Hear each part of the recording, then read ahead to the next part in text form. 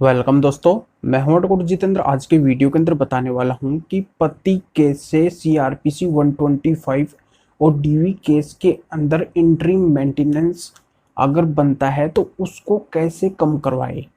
यहाँ पे बहुत ही अच्छी टिप्स एक एडवोकेट होने के नाते मैं इस वीडियो के अंदर बताने वाला हूँ। तो यहाँ पे प्रॉपर जानकारी आपको इस वीडियो के अंदर मिलने वाली है। तो एक वकील से जानिए, आज आप बहुत ही अच्छी बेहतरीन कानूनी जानकारी और बेहतरीन कानूनी तरीके जिस तरीके से आप इंटरिम मेंटेनेंस को कम करवा सकते हैं। तो पूरी जानकारी इस वीडियो के अंदर बताने वाला हूँ, इसलिए ये वीडियो आपको पूरा देखना है, तभी पूरी जानकारी समझ में आएगी। उससे पहले बता दूं, इस चैनल को सब्सक्राइब नहीं किया तो सब्सक्राइब भी कीजिए, बेल आइकन भी दबाइए, इस वीडियो को लाइक करके शेयर भी कर दीजिए, जो लोगों को भी जानकारी का पता चल सके। और मेरे से अगर बात करना चाहते हैं, कोई भी लीगल प्रॉब्लम है, तो इस वीडियो को डिस्क्रिप्शन में मेरे नंबर भी दिए गए, अपॉइंटमेंट लेके आप मुझसे बात भी कर सकते हैं। चलिए शुरू करते हैं।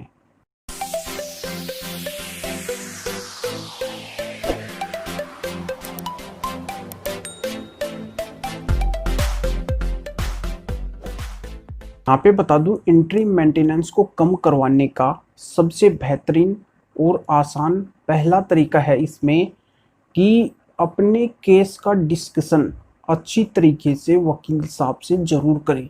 यानी कि जो भी घटना है, जो भी बातचीत पति और पत्नी के बीच में हुई है अब से पहले, उन सभी घटनाओं की जानकारी यहाँ पे वकील साहब को पूरी अच्छी तरीके से आपको बतानी है। एक भी बात वहाँ पे छुपानी नहीं है।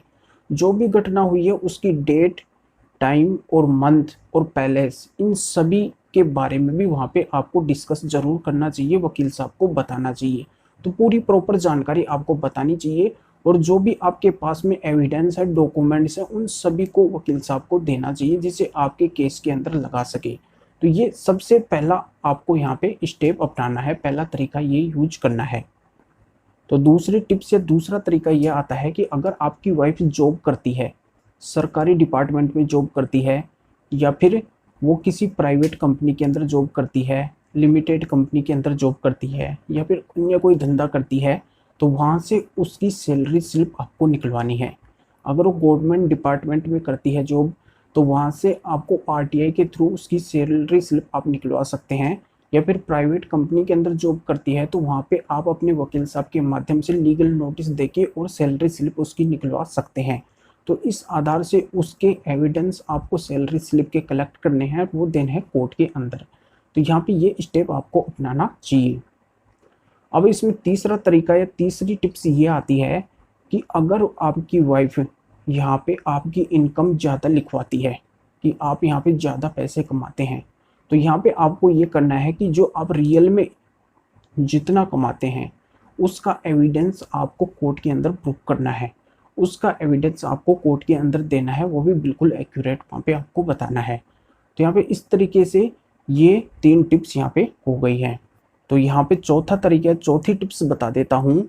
वो ये आती है कि अगर आपकी वाइफ डीवी के केस के अंदर आपके रिश्तेदारों के, आपके माता पिता के, या फिर अन्य किसी रिश्तेदारों के नाम उसके अंदर इन्वॉल्व करवाती है, उनके नाम भी लिखवाती है, तो यहाँ पे आपको प्रूफ करना है। अगर वो माता पिता के नाम लिखवाती है, तो यहाँ पे आपको प्रूफ करना है कि आप उनसे अलग रहते हैं, सेपरेट रहते हैं। यहाँ पे आप ये भी स्टेप अपना सकते हैं कि सेपरेट रहते हैं या फिर किसी किराए के मकान के अंदर रहते हैं, तो वहाँ का आपको रेंट एग्रीमेंट वहाँ पे कोर्ट के अंदर प्रूफ करना चाहिए कि आप किराए के मकान के अंदर रह रहे हैं। यहाँ पे आप ये भी स्टेप अपना सकते हैं कि जो प्रॉपर्टी है, जो घर मकान है या फिर अन्य कोई प्रॉपर्टी है, वो आपके नाम से नहीं है, वो आपके माता पिता के नाम से है या फिर आपके ब्रदर के नाम से है।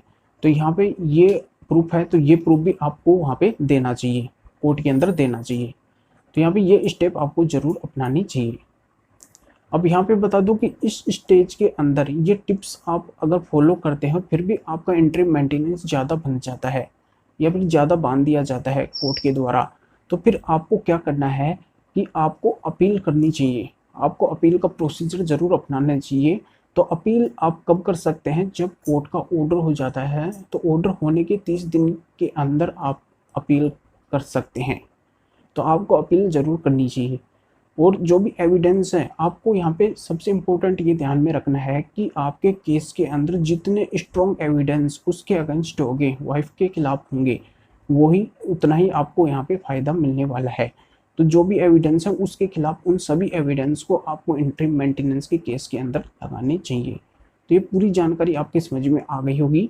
तो इस वीडियो को लाइक करके शेयर भी कर दीजिए जो और लोगों को भी जानकारी का पता चल सके। तो फिर आगे मिलेंगे आपसे नए वीडियो नए टॉपिक के साथ में। आप सभी का बहुत बहुत धन्यवाद।